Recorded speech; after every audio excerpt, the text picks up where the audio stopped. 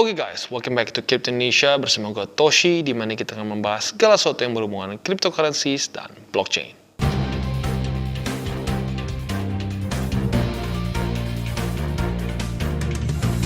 Oke, jadi pada hari ini guys, kita akhirnya akan membahas lagi mengenai XRP. Ya, sengaja gue pisah karena ada beberapa news secara fundamentally juga dan juga secara akumulasi dari para whales. Ya, jadi gue akan sekaligus bahas secara dari newsnya, lalu secara akumulasi ini juga, dan juga secara teknik analisisnya secara bersamaan di satu video. Ya, jadi tanpa lama-lama lagi langsung kita masuk ke videonya. Oke guys, jadi pada hari ini kita akan update mengenai XRP. Nah, jadi buat kalian yang beberapa yang sudah nanya, Bang, kok belum dimasukin ke DCWT lagi? Karena memang gue mau update secara spesifik XRP aja gitu ya. Karena secara beritanya dan secara TA-nya cukup menarik. Yang pertama adalah ada satu perkembangan baru dari kasusnya against SEC. Itu yang pertama ya. Dan yang kedua, dia ada satu akumulasi dari mega whales ya, yang katanya sampai 700 juta US dollars ya akumulasinya. Jadi sangat besar sekali, dan kejadian ini pernah juga terjadi di 2022 akhir. Nah, kita akan coba lihat korelasinya. Apa yang terjadi waktu di masa itu dan apakah mungkin akan terulang lagi di masa sekarang. Nah, buat kalian yang belum tahu, XRP ini adalah satu koin ya dengan ranking ke-6 di coin market cap. Dengan market cap yang besar ya, 30 ya kalau dibulatin 38 ya, 38 miliar US dollars. Dengan volume dalam 24 jam terakhir meningkatnya sampai 53%, alias sekitar 4 miliaran gitu. Dan circulating supply-nya juga udah lumayan ya dari sejak pertama kali kita bahas ya. Sekarang udah 48%. Oke. Jadi tanpa lama-lama lagi langsung kita masuk ke berita yang pertama, yaitu SEC. Oke, dan yang pertama adalah kasusnya dengan SEC ya. Ripple gains edge versus the SEC. New evidence may favor XRP ya. Jadi ada satu evidence baru yang mungkin akan menguntungkan bagi Ripple. Langsung kita bahas ya. Jadi seperti yang kita tahu, legal battle antara payment company Ripple ya, atau simpelnya XRP ya, dengan token dia yang bernama XRP dengan SEC atau US Securities and Exchange Commission itu sudah berlangsung selama udah masuk ke tahun kedua, lebih tepatnya ya, masuk ke tahun kedua. Nah, di mana kita bisa lihat ternyata sekarang ada satu dokumen baru yang dirilis, dan ini akan mungkin memprovide advantage untuk Ripple against SEC. Ya. Nah, jadi kita bisa lihat kasus ini mulai dari 2022 Desember ya, berarti kurang lebih ya nggak sampai 2 tahun sih, makanya lebih tepatnya masuk tahun kedua ya, di mana SEC menuduh Ripple karena dia itu dianggapnya membuat satu unregistered security, yaitu token XRP gitu. Nah, setelah itu kita tahu ya harganya anjlok, di delisting sama beberapa sama exchanger besar gitu ya, dan otomatis jadi harganya nggak karuan. Tapi dengan nggak karuan seperti itu pun dia masih di top 10, which is really amazing juga ya. Berarti ya memang benar-benar ada use case-nya gitu ya. Dan selanjutnya kita bisa juga legal battle-nya ini awalnya ya cenderung favor-nya itu lebih ke SEC ya. Jadi kayak kemungkinan besar menangnya SEC waktu di awal ya. Tetapi semakin lamanya kasus ini berjalan, makin kelihatan ternyata ada sesuatu yang sangat aneh dari SEC ini gitu ya. Nah, jadi ini according to Eleanor Terrett ya, dia adalah jurnalis dari Fox Business dan juga James K. Phelan ya. Di mana dia adalah former federal prosecutor dan juga sudah mengikuti kasus ini sejak awal-awal ya. Nah, jadi kita bisa lihat yang ingin ditekankan adalah ada dua memo yang dari 2012 ya, dan ternyata dua memo ini membuat mengungkapkan satu hal yang ternyata sedikit berbeda ya daripada anggapan kita awalnya ya. Nah, ternyata dokumen ini menyatakan bahwa Ripple ini ternyata sudah mencoba untuk legal analysis mengenai XRP token mereka 2 kali ya. Nah, jadi ini tuh analisanya ini di-conducted sama Perkins Cole, yaitu international legal firm yang base-nya di US. Nah, spesialisasi mereka adalah commercial litigation ya, dan juga untuk regulatory legal advice. Jadi memang spesifik si Perkins Cole ini untuk supaya bisa membantu untuk hukumnya regulasi lah gitu kesannya ya. Nah, klien mereka itu nggak main-main ya, kelasnya seperti Google, Amazon, Facebook, dan lain-lainnya. Jadi nggak main-main, bukan legal firm kecil. Oke, nah pada waktu itu Chris Larsen dan Jed McCaleb ya. Jed McCaleb yang sekarang udah pindah ke Stellar Lumens ya. Waktu itu dia masih di Ripple. Nah, dan para Ripple co-founder lain, mereka sedang mengerjakan atau mendevelop decentralized network yang akan dikenal sebagai Ripple Network dengan underlying token mereka yang bernama Ripple Credits. Nah, jadi dulunya namanya Ripple Credits nih. Sekarang kita taunya sebagai XRP gitu. Jadi ini waktu disebut Ripple Credits ini masih sangat early stage di sini ya ditulis. Nah, di report pertama ini, Philan mengatakan bahwa XRP atau ya lebih tepatnya ini si Ripple Credits ini akan diklasifikasi sebagai sekuritas. Ya, jadi awalnya itu ya mereka dapat legal advice bahwa ini token ini akan dianggap sebagai sekuritas ilegal. Maka dari itu ya harus diperbaiki gitu. Nah, itu dia kenapa makanya ya Ripple mengubah bisnis plan mereka nih. Ditulis di sini dengan sangat jelas, mereka mengubah bisnis plan mereka dan merequest Perkins Cole untuk second analysis ya. Jadi ini yang pertama nih. Ini pertama di sini gagal, dianggapnya sekuritas. Kalau lu ajuin, kalau lu keluarin, nanti ujung-ujungnya lu bisa disu oleh SEC seperti sekarang gitu ya. Nah, makanya mereka mengubah sistem mereka. Nah, setelah itu dokumen kedua ini hasilnya jauh lebih optimistik ya. Dan conclusion-nya adalah token ini harusnya tidak akan dikonsider sebagai sekuritas ya. Dan ini bukan kata si Ripple sendiri, enggak ya. Ini kata dari satu legal firm yang menurut gua ya nggak main-main ya. Mereka secara secara klien-klien mereka itu luar biasa besar ya, Facebook, Google dan lain-lain gitu. Mereka mengatakan bahwa ini nggak harusnya dikonsider sebagai sekuritas. Walaupun mereka mendisklaim ada resiko. SEC bisa berkata lain. Gitu ya. Jadi intinya yang ditekankan adalah bahwa memo ini menunjukkan bahwa Ripple ini berencana dari awal sekali, bahkan waktu dia masih belum XRP namanya, yang masih Ripple Credits, mereka itu sudah berencana untuk compliant.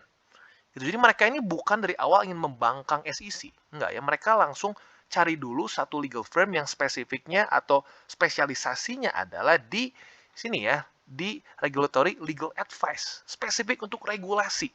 Gitu. Jadi artinya apa? Ini dari awal menunjukkan bahwa Ripple ini punya niat yang baik ya. Dan di sini ditulis apa? Ini langsung dari dia ya. Langsung dari si James Philan-nya ya. Dia mengatakan bahwa it seems to me that Ripple was being very proactive, which is very important. Ya, jadi Ripple ini dianggap sangat proaktif dan ya itu penting gitu karena itu menunjukkan sikap awal mereka bahwa mereka ingin compliant. And there certainly is nothing in these memos that suggests that Ripple was being reckless or ignored any substantial risk ya. Dan di memo ini juga menunjukkan atau mensuggest bahwa Ripple ini nggak sembarangan gitu, nggak asal-asalan aja pokoknya buat yang penting cuan gitu ya. Mereka pikirin regulasinya ya. Dan bahkan dia tekanin lagi di memo ini juga mensuggest opposite-nya, kebalikannya dari reckless, tapi justru Ripple ini very careful saat membuat token mereka gitu. Oke, dan ini adalah statement dari General Counsel Stuart Alderoty, yaitu adalah CEO dari XRP ya, atau lebih tepatnya CEO dari Ripple ya. Nah, jadi kita bisa lihat di sini dokumen ini menurut dia sudah mengkonklude bahwa XRP ini bukanlah investment contract ya. Dan bahkan ini kita langsung quote dari dia ya, di mana dibilang the fact that Ripple had the foresight to seek legal advice from a prominent firm in 2012 in the absence of clear case law and 5 years before SEC even started to talk about digital assets should be applauded ya. Jadi kalau kita coba translate secara loosely ya, dia mengatakan bahwa faktanya Ripple sudah punya niat lah gitu pesannya untuk mencari legal advice dari satu prominent firm ya, itu satu firma hukum yang ya besar gitu ya, dan firma hukum yang nggak main-main, klien mereka Google, Facebook dan lain-lain di 2012 dengan tidak adanya clear case law ya, jadi nggak ada case yang sebelumnya seperti Ripple, dan bahkan 5 tahun sebelum SEC ngomong soal digital asset itu harusnya diberikan suatu ya penghargaan lah gitu, suatu tepuk tangan gitu, applauded gitu, should be applauded gitu. Nah, jadi yang ini tekankan adalah niat dari Ripple Labs. Niat Ripple Labs ini bukan ingin membuat satu sekuritas ilegal ya. Buktinya mana? Buktinya ini, dia sudah 2 kali membuat report gitu. Dan yang report kedua disetujui oleh firm Perkins Coie bahwa kemungkinan besar ini tidak akan menjadi sekuritas. Begitu. Jadi ini menunjukkan bahwa pada faktanya Ripple ini bukan membangkang SEC, tapi dia dari awal dia berdiri, bahkan sebelum dia buat tokennya, dia sudah mencoba untuk bisa legal, ya dia berusaha untuk menjadi compliant dengan SEC. Gitu. Nah berarti, nah ini berhubungan dengan statement selanjutnya. Ini berarti yang dipertanyakan niat dari SEC apa gitu loh. Karena dia sudah berusaha loh. Ripple sudah berusaha sejak awal untuk compliant gitu. Nah, jadi ini ya, kita langsung dari quote lagi biar nggak salah gitu ya. Ini CEO-nya lagi ya. Dia mengatakan bahwa the truth is out for everyone to read ya. Kenyataannya semua orang bisa lihat ya. What we see is that the SEC waited 8 years to decide they disagreed with this analysis, decimating thousands and thousands of XRP holders who they prepared to protect in the process. Ya, kita coba translate secara loosely ya. Jadi, kalau dia lihat ya ini, SEC ini menunggu 8 tahun untuk akhirnya memutuskan mereka tidak setuju dengan analisa dari Perkins gitu ya. Perkins itu yang firm tadi ya. Dan merusak ribuan dan ribuan dari XRP holders yang harusnya mereka protect in the process gitu. Malah mereka jadi kesannya merugikan para XRP holders ini. Gitu ya. Jadi nah mulai dipertanyakan ini berarti apa nih? Apakah SEC ini dengan sengaja ingin merusak Ripple atau tidak? Nah, kalau dari situ ya berarti kan kita bisa tahu ya kalau seperti itu apakah SEC ini secara apa ya namanya kesannya apakah dia benar gitu ngelakuin ini atau dia hanya spesifik nyerang si XRP saja gitu ya. Jadi kemungkinan ya kalau dilihat dari berita bukan berita ya dari data-data baru ini SEC seperti sengaja membidik XRP gitu kesannya ya. Nah, semoga saja ini kalau dilihat dari oleh judge-nya ya bahwa SEC ini apa ya kesannya tebang pilih, mungkin saja kasus ini akan didismiss. Dan tentunya kalau kasus ini didismiss, maka ini akan menjadi kemenangan yang sangat besar bagi XRP. Oke, dan berita kedua yang nggak kalah penting ya, Mega Whales XRP mengambil lebih dari 700 juta US worth of XRP dengan satu bisa dibilang ini second biggest accumulation spree sepanjang masa cryptocurrency ya. Kita langsung masuk ke beritanya. Nah, jadi kita bisa lihat XRP atau Ripple ya, ini address mereka yang menghold lebih dari 10 juta XRP itu baru saja mengakumulasi lagi selama 3 bulan. Nah, skenario ini pernah terjadi di akhir 2022, seingat gua tepatnya sekitar November sampai Desemberan ya. Nah, tentunya ini membuat rally yang luar biasa besar untuk XRP against USD dengan XRP against BTC. Kita lihat ya. Nah, ini yang pertama adalah XRP against BTC. Ini di daerah November ya, di akhir-akhir 2020. Ya, nah kita bisa lihat dia akumulasi daerah sini dan boom, naik dengan luar biasa besar ya. Ini peningkatan sebesar berapa persen nih ya? Anggap dari awal ya sinilah ya. Sini ketertinggiannya itu meningkat sebesar 162%. Dan ini against Bitcoin ya. Kalau kita lihat against US dollars ya, sebentar ke riset. Kita lihat di 2020 ya, 2020 ya. Di November ya, kita cek 2020 di November. Ya, di sini ya, kita bisa lihat XRP terbang ya. XRP terbang. Dia anggaplah kita sama-sama ya awal-awal November sini. Nah, kita tarik sampai tertingginya ya. Kita tarik sampai tertingginya itu peningkatan sebesar 228%. Ya, jadi against XRP naik 228%, against BTC naik 162%. Ya. Nah, jadi ini yang terjadi di tahun 2022. Nah, skenario ini dibilang mirip terjadi seperti di tahun 2022. Jadi ada kemungkinan nih ya, para mega whales ini mulai ingin membuat skenario yang mirip seperti di 2022. Gitu teorinya ya. Dan ini adalah peningkatan sebesar 76% dalam si XRP Mega Whale ini ya, addresses mereka ini meningkat sebesar 76% sejak Desember 2021. Dan ini tuh denoted by analytic firm yang bernama Sentiment ya, yang men-show bahwa total dari 897 juta token itu alias worth-nya sekitar 712 juta US dollars ada di reserve mereka. Ya, jadi para mega whales ini menghold sebesar itu ya 897 juta tokens. Ya, jadi luar biasa besar. Dan platform dari Sentiment ini juga meng-highlight lagi bahwa akumulasi dari XRP ini terjadi selama 3 bulan terakhir. Dan ini adalah kedua terbesar sepanjang masa koin ini berada, ya selama koin ini ada lah gitu ya. Dan yang pertama kali terjadi itu di November-Desember 2022. Yang which is kita bisa lihat ya, against BTC dia peningkatannya sebesar 162%-an, against USD dia up sebesar 228%. Jadi nggak main-main peningkatannya ya. Dan yang kita ingin lihat juga lagi adalah ini tuh total depositnya sebesar 1,29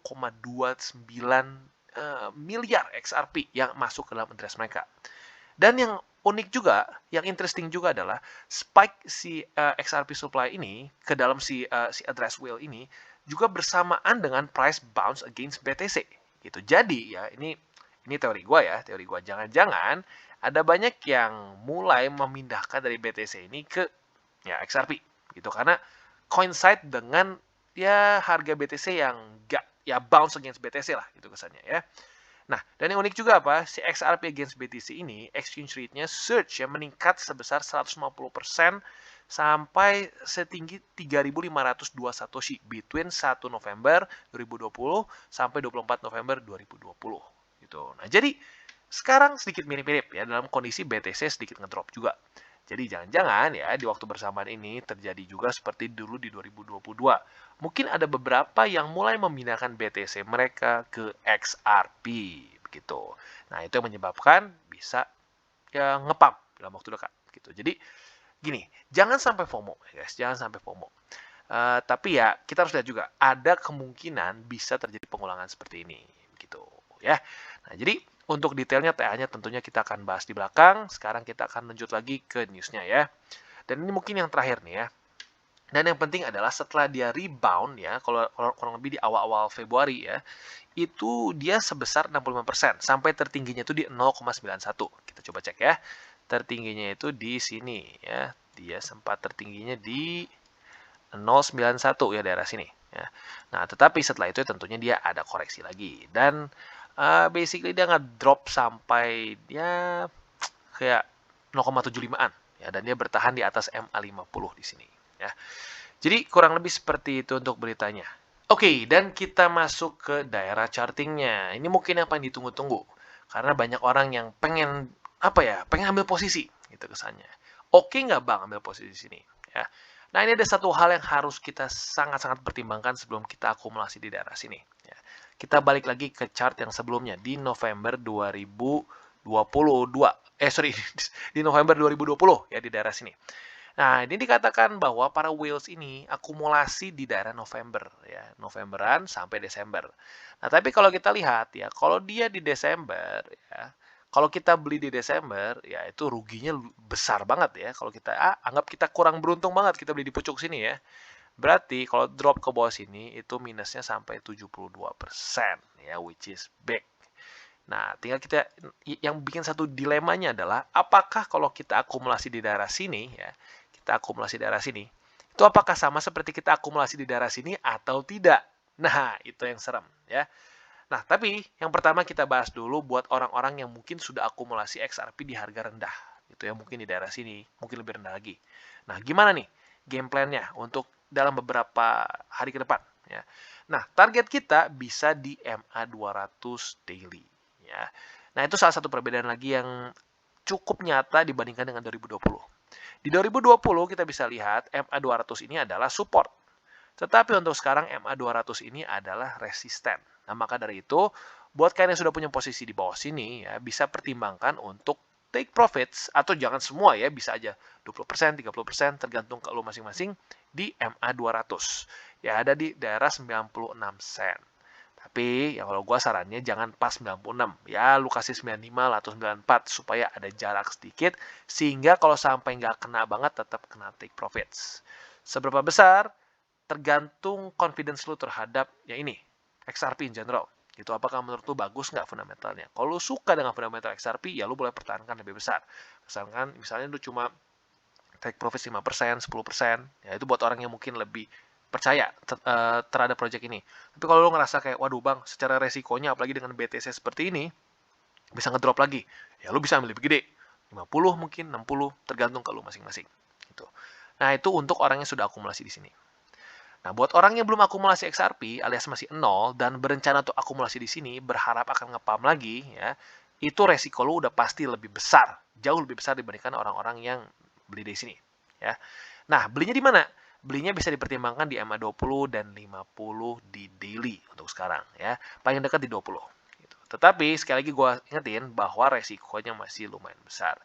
Kalau dilihat lumayan nggak? Bisa lumayan sih untungnya ya. Dari MA20 ini ke 200 tuh bisa sekitar 25%-an ya. Jadi still quite okay gitu buat orang-orang yang pengen trade secara short term gitu. Nah, tetapi ya itu resikonya siap nggak? Ya kesannya siap nggak kalau sampai dia ketarik oleh BTC gitu. Kalau BTC ngedrop sampai 30.000 ya XRP sekuat-kuatnya menurut gua akan tetap ikutan juga berkorelasi tinggi dengan BTC gitu ya. Jadi kurang lebih seperti itu untuk XRP ya. Buat kalian yang sudah punya posisi di sini ya lebih tenang ya. Tinggal tunggu sampai kena 200 atau enggak. Kalau kena 200 ya take profits. Tergantung seberapa besar yang lu pengen TP gitu ya kalau masing-masing. Karena manajemen money management itu tiap orang bisa beda-beda ya. Nah, buat yang belum punya XRP dan ya ingin mengambil momentum ini ya bisa aja dengan beli di MA20 atau 50 di daily dengan target MA200. Jadi ini kalau buat yang mau beli di sini mungkin lebih ke main short term gitu. Ya, kecuali kalian emang benar-benar mau akumulasi saja ya sudah DCA aja ya, DCA aja. Karena baik lagi menurut gua XRP kalau jangka panjang ya, kalau lu bisa hold tahunan menurut gua akan tetap naik kok ya. Jadi kurang lebih seperti itu untuk XRP secara teknikal analisisnya. Oke, jadi kesimpulannya seperti kita bisa lihat, ada peluang. Tetapi yang menjadi pertanyaan adalah, apakah ini sudah ngepam kemarin dan sekarang kita dalam satu daerah supply dan siap turun lagi, atau malah ini akan lanjut lagi ke atas. Nah, ini tentunya jadi satu dilema. Tetapi seperti yang kita sudah bahas tadi di bagian TA-nya, tentunya sudah ada solusinya ya. Buat lo yang sudah akumulasi di bawah, sudah ada senarionya, dan buat lo yang mau akumulasi sekarang pun sudah ada juga. Ya, jadi kurang lebih seperti itu. Dan overall, kalau secara fundamentalnya ya, secara garis besarnya dan untuk lebih long termnya, this is very good untuk XRP. Ya, karena bisa dibilang SEC ini adalah permasalahan yang sangat menghantui XRP selama 2 tahun ini. Ya. Karena kenapa? Volume dia jauh berkurang daripada sebelumnya. Ya, di mana banyak exchanger yang mau tidak mau mendelist XRP karena takut kena regulasi juga. Nah, dengan nanti dia sudah menang against SEC ini, ya otomatis banyak exchanger lain yang akan mulai masukin lagi XRP, maka dari itu volume akan cenderung meningkat. And that's really good for the long term untuk XRP. Ya. Jadi kurang lebih seperti itu untuk update pada hari ini. Dan bagi kalian yang belum mengikuti DCWT atau Daily Charting with Toshi, bisa klik di sini di mana kita ada playlistnya dan kita akan daily chart your favorite cryptocurrencies ya. Dan mungkin buat lo yang masih bingung cara baca candles, cara baca chart dan hal-hal mendasar lain, di sini juga ada tutorials with Toshi. Dan buat lo yang belum punya akun di Bybit, Huobi, atau toko kripto, bisa klik ada link kita di bawah yang tentunya akan sangat membantu sekali TCI, itu Toshi Indonesia. Ya. Dan juga satu lagi, jangan lupa untuk join Telegram grup kita, karena sekali lagi gue ingetin, it's free ya, nggak berbayar, itu bukan VIP channel. Jadi tujuan gue adalah untuk membuat satu komunitas yang sehat, yang benar-benar ingin belajar dan mendalami fundamental dari koin-koin atau token-token yang bagus ya, dan tentunya dua arah. Jadi jangan lupa untuk like, subscribe, klik the bell icon, and see you on the next video.